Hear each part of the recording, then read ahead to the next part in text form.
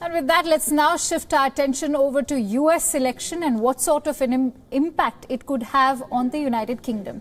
As 2020 comes to an end, the deadline for United Kingdom to strike a deal with the European Union also is nearing. The conditions were already not favourable for British Prime Minister Boris Johnson. And now with Joe Biden in the White House, the US will be under increased pressure to strike a Brexit deal.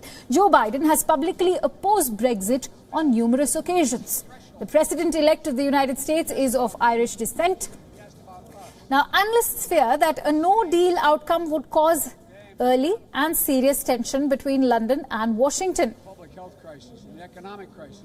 Biden stands in support for European integration and has already made this clear that there will be no US-UK post-Brexit trade deal if the no-deal outcome threatens the Good Friday Agreement.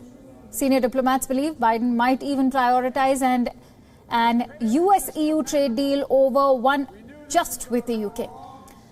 Once in power, Biden will repair relations with the European Union that were badly damaged by the actions of Donald Trump. Biden holds the North Ireland Protocol dear, and on Sunday, Boris Johnson reassured that the Good Friday Agreement will hold its place with or without a deal. Let's listen into what he had to say.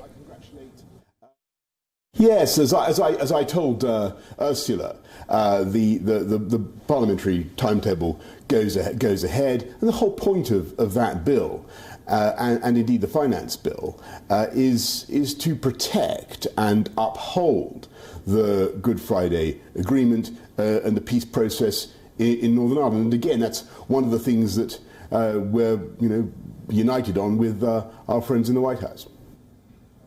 Now, one of Johnson's former cabinet colleagues said that Biden could prove a better ally than Trump in areas of UK foreign policy like NATO, the Middle East and climate change as well. But the thorny matter of Brexit needs to be dealt with very carefully. There's a sign of hope for the UK-EU deal. After Saturday's phone call with EU chief Ursula von der Leyen, Johnson said that progress was made, but there were still issues around the level playing field and fishing.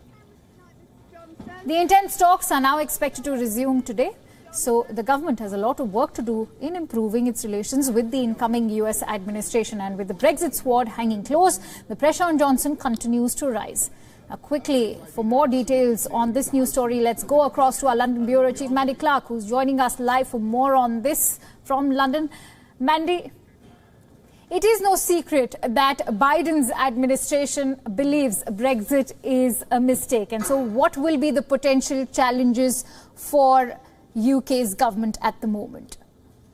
Well, I think it's even greater than Brexit. I think the biggest issue that Biden has is not just the fact that he disagrees with Brexit fundamentally, because ultimately he's old school. He remembers where the European Union was born out. It was born out of the ashes of World War II. He felt that that was a united Europe protected from the threats of World War II.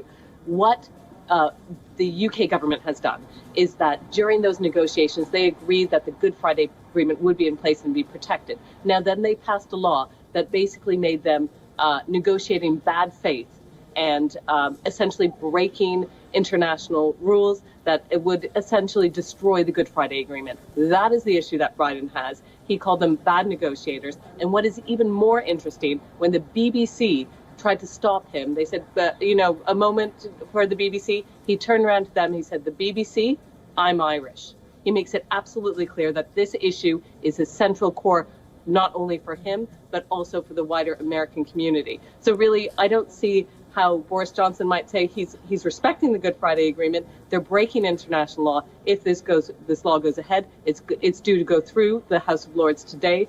He's got serious fence mending to win over Biden, who believes he's a negotiator in bad faith, and that is a terrible thing for Boris Johnson.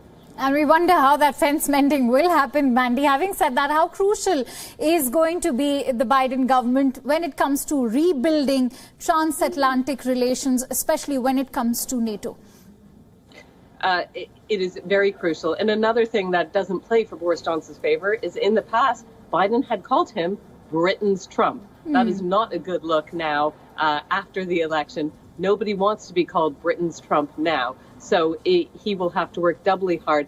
It's interesting, when he congratulated Biden, he made a point of saying They were on the same page in terms of climate change. He's reaching out to issues that he knows that Biden is passionate about so they can find that common ground.